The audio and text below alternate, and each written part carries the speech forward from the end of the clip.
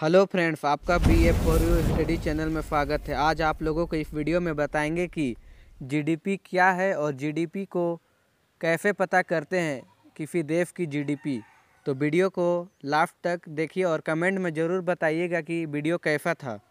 जैसा कि हम जानते हैं जीडीपी क्या है, ग्रॉस डोमेस्टिक प्रोडक्ट जिसे हम कहते हैं, किसी भी देश की आर्थिक अर्थव्यवस्था का पता लगाने का एक माध्यम है। किसी भी आर्थिक देश का मतलब उस देश में क्या हो रहा है क्या नहीं, उस देश का पता लगाने का एक माध्यम जीडीपी है।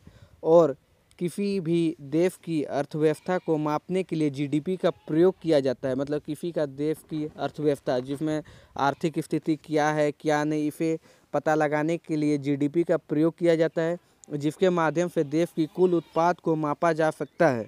जीडीपी को हिंदी में सकल घरेलू उत्पाद भी कहा जाता है। किसी देश की अर्थव्यवस्था को मापने के लिए किया गया जाता है।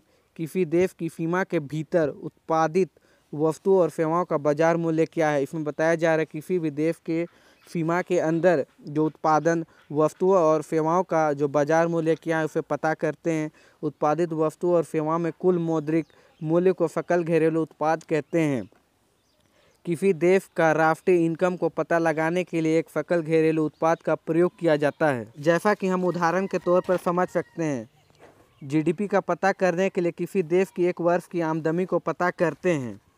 उसे पता करने के लिए हम सबसे पहले अपने राज्य को चुनते हैं, फिर उसके बाद जिला में जाते हैं, फिर जिला से होकर प्रखंड में, प्रखंड से होकर पंचायत में, पंचायत से होकर गाँव में।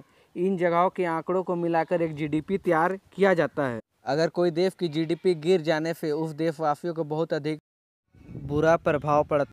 अगर कोई देश की जीडीपी गिर जाने से उस देशवासियों को आर्थिक प्रॉब्लम आती है और उन देश में विकास भी नहीं हो पाती है, जिसके कारण किसान भाई लोग कर्ज ना चुका पाने के कारण आत्महत्या कर लेते हैं, जिसके कारण उस देश की जीडीपी में बुरा प्रभाव पड़ता है।